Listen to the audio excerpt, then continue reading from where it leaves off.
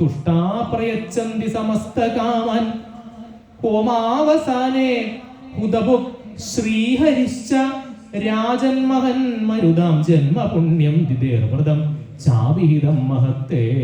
ശ്രീകൃഷ്ണാർപ്പണമസ്തു. ഇതി ശ്രീമദ്ഭാഗവതേ മഹാപുരാണേ വൈയാസിക്യാമഷ്ടാദശസാഹസ്ര്യാം പാരമഹംസ്യാം സംഹിതായാം ഷഷ്ഠസ്കന്ധേ പുംസവന വ്രത കഥനം നാമ ഏകോനവിംശതിതമോധ്യായ സമാപ്തോയം ഷഷ്ഠസ്കന്ധ.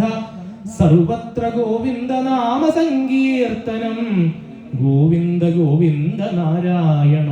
ഹരേ രാമ ഹരേ രാമ രാമ രാമ ഹരേ ഹരേ. ഹരേ കൃഷ്ണ കൃഷ്ണ കൃഷ്ണ ഹരേ ഹരേ. ഹരേ രാമ രാമ രാമ ഹരേ ഹരേ. ഹരേ കൃഷ്ണ കൃഷ്ണ കൃഷ്ണ ഹരേ ഹരേ. ഹരേ രാമ രാമ രാമ ഹരേ ഹരേ. ഹരേ കൃഷ്ണ കൃഷ്ണ കൃഷ്ണ ഹരേ ഹരേ. സർവത്ര ഗോവിന്ദ നാമ സങ്കീർത്തനം. ഗോവിന്ദ ഗോവിന്ദ. ഇനി ഇവിടെ നിർത്തി കാപ്പി കുടിച്ചതിന് ശേഷം ഒരു അരമണിക്കൂർ കഴിഞ്ഞിട്ട് വീണ്ടും പാരായണ ഭാഗങ്ങൾ ആരംഭിക്കും. ഇന്ന് ഭഗവാന്റെ വളരെ വിശേഷപ്പെട്ട അവതാരം, നരസിംഹമൂർത്തിയായിട്ടുള്ള ഭഗവാന്റെ അവതാരം.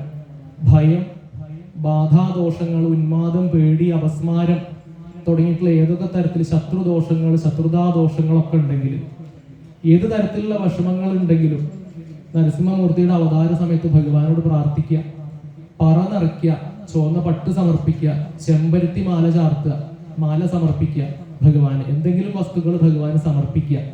അതുപോലെ പഠനത്തിൽ പിന്നോക്കം നിൽക്കുന്ന കുട്ടികളുണ്ടെങ്കിൽ വിദ്യാഭ്യാസത്തിൽ ഉയർച്ച നേടാൻ വേണ്ടിയിട്ട് ഭഗവാന്റെ മുമ്പിൽ അർച്ചന ചെയ്യുന്നത് വളരെ വിശേഷമാണ്. പറ നിറയ്ക്കുക, പാനക നിവേദ്യം ഒക്കെ വളരെ വിശേഷമാണ് എന്ന് ഈ അവസരത്തിൽ അറിയിക്കുന്നു. ഹരേ നാരായണ.